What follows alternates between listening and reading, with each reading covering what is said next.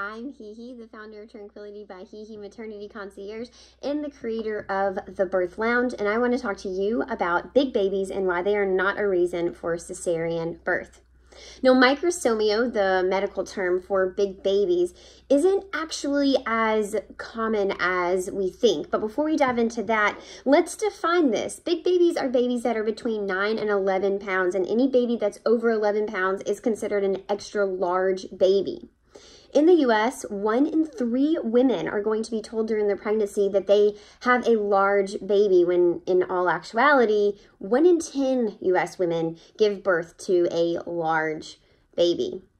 The ultrasounds, our methods of measuring your baby's size and growth, are quite old and inaccurate, and they can be out and off. They can be off for up to 2 pounds, which is really insane considering if they tell you have a 7-pound baby, you might have a 9-pound baby, a large baby, or you might have a 5-pound baby, a small baby. And that seems like a very large spread.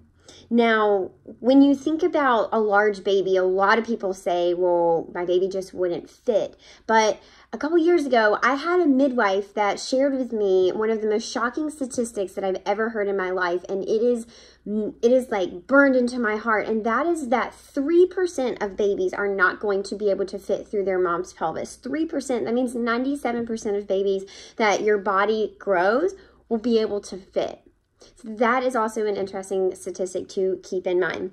When I hear about big babies being the reason for a cesarean birth, 2 questions pop into my head. The first one is, did you give your body enough time, or are you giving your body enough time? If you're being faced with the idea of having a cesarean birth or giving your body more time, I encourage you to think about, if everyone's safe in the situation, why not give your body more time? Because if we really thought that it was 1 centimeter an hour, why do we have labors, or why is our expectation 24 to 40 hours for a first-time mom? Wouldn't it be a centimeter an hour equals 10 hours? The math just already doesn't line up, and that's because 24 to 40 hours for a first-time mom, because everyone's body is different. That is a 16-hour difference. That's enough for a whole labor. Some people have labors that are 16 hours. Like, that is an incredible spread of time. And so I think it's worth noting to give your body time. And if your body's working really hard to have a very large baby, it might need some extra time.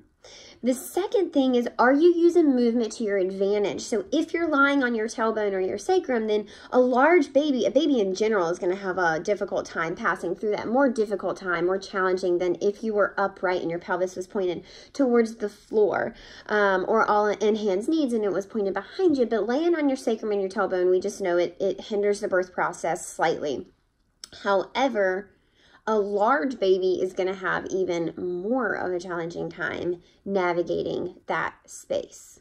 Okay, I am doing a free webinar on this, all about how to avoid cesarean section. I'm going to be diving into the complications of big babies, shoulder dystocia, what that is, what you need to know about it. You can find it in the link below, or you can visit www.thebirthlounge.com to join the Birth Lounge so that we can help you have a luxurious birth.